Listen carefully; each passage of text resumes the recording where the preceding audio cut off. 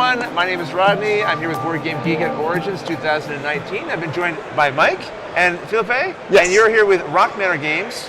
And you brought with you a game. Well, I've got a comic book. I don't have a box. Yeah, well, this is still a prototype, if you couldn't tell from what we've set out here. This game is currently on Kickstarter right now. It's already funded. We still have a few weeks left. Right. And the name of the game is? Is The Few and Curse. It's the same as the comic book. Okay. So if you know the comic book name, you know the name of the game. Awesome. All right. It is a adventure game where you deck build and sort of upgrade your character as you play. And it takes place in the world of the comic books. And what is that world? Are you the artist? Yes. I'm actually the writer, I co-created the comic with Fabiano Neves. He's the artist. Right. And it's a supernatural Western. Okay. With a post-apocalyptic twist. Right, okay. Fabiano approached me, he wanted to do a Western, and I said, let's do it, but I want to put a little twist to it. So we came up with some curses, and we came up with the character who's a curse chaser. And to sort of justify the existence of monsters at that time, we gave it a post-apocalyptic twist. So in 1840, some strange, inexplicable phenomenon happened that took out most of the water on Earth. So that's why you play in the desert of the Pacific Ocean. So this is actually the Pacific Ocean. So you can see like an old ship liner when the collapses into the water. Okay, so quite a unique setting and theme idea here. So what are we doing in the gameplay then? So the gameplay is sort of a unique twist on like a deck building adventure game. So I'll go over some of the unique things. It's all about it. It's obviously an action comic, so the gameplay is very action oriented. We envision these cards to sort of be played like panels of the comic book, so you're telling your story. You're tracking some things down. Then you're a survivor. You got in a fight. You're walking away. You've been dusted up. Right. So you're also playing curse cards and always pushing your luck with curse. And if you ever cross your curse threshold, every character has a different curse threshold and has a different curse state. And your character card will switch over and change. Bring this up here. Yeah. So this is what you're tracking, these three different items. You said when these match up. Yeah, or cross over. You can get cursed beyond that, and then you start getting more and more damage, and you'll get knocked out, and you'll be disgraced. You'll lose victory points, and your reputation will go down. But one of the interesting mechanics in the deck builders, you'll notice there's no market of cards to buy from, like in a Dominion or Ascension. Right. So you have your hand of cards, and the first thing you do, the first phase of the game is improvise, and you'll draw 2 cards from the upgrade deck, and you pick one to add directly to your hand. Okay. So you get instant gratification. Right. You discard the other one, and now all of a sudden I've bolstered my movement this turn by harnessing some supernatural speed. Sure. And obviously becoming a little evil, some evil in the process. So you play your cards, you move around the map, navigating it. When you're out of town, you come across encounters, which can affect your turn. That's the next phase after improvise. You can run into some encounters that may mess up your plan. Sure. And then there's also sort of like, I would almost call it worker placement, because every action phase, you're playing all these cards, but you only can take one action.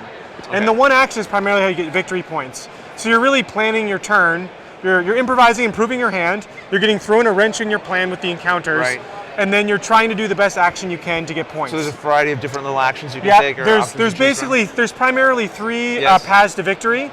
You can visit these corner locations, which are set pieces from the comics. Right. You can see that's where the monsters show up as well. The big monsters, which are worth tons of points when you capture them or defeat them. So defeating monsters and capturing bounties are one of the primary ways. The other way is by going to these corners and recovering powerful supernatural artifacts. Yes. And then we have job cards where you can do, which look really cool and are sort of like you're taking jobs from people in town.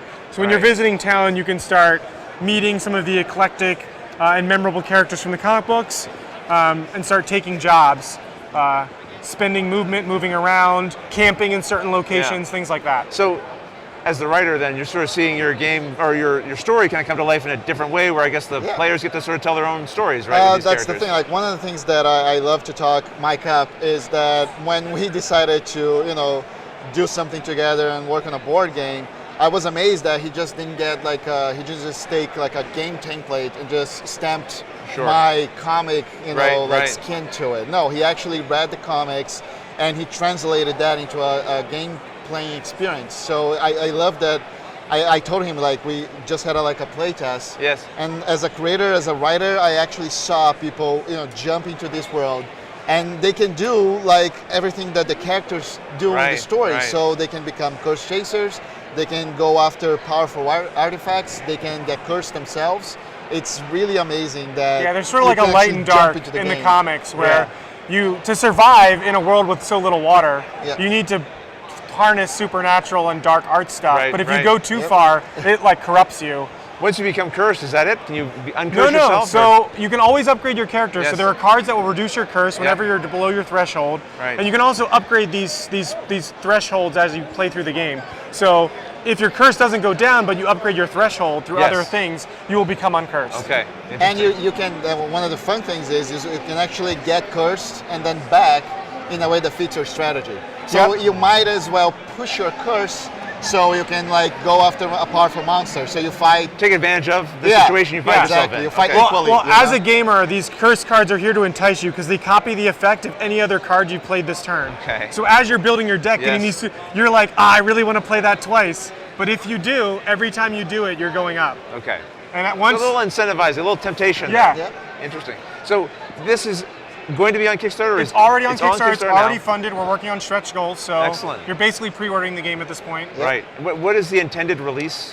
About this time next year, Origins next year. Obviously, hopefully. These things are subject to change. Yeah. Something to keep an eye out But we're for. on track. If anyone who's backed our Kickstarters before knows, we tend to deliver a little earlier than we say we are. Always a nice way to go, if you can. I'd love to point out too that one of the things that we also did is we plan to. The first story arc is a 6-part miniseries. Right. And we have the last and 6th part online on Kickstarter right now as well. Okay. So if you look for the Feeling Curse, we're actually going to find 2 Kickstarters, one for the board game and one for the comics. Right. And the comic is the final story for the first arc, so you'll know sort of everything about the world. And obviously, if you enjoy the game, it might lead you into the story and vice versa. Yeah. It adds a whole nother layer of lore and back info to the game. Yeah, and we actually met on Kickstarter. Yeah. So because we were both, he was running a Kickstarter for one of the issues, second one or something. Yeah. And I was running a post-apocalyptic, our Maximum Apocalypse game at the same time. And a backer said, "Hey, this stuff's pretty cool." Isn't that wild? And we got a promo card in Maximum Apocalypse of the Reddit because of that. Oh, and then the relationship just started. Very cool. Very cool. It's an interesting hobby. It brings people together. It really does. Absolutely. So that's a really interesting story to hear behind the scenes, and I hope you enjoyed checking out the game here with us, and thank you for joining us. Thanks for having us. Yeah.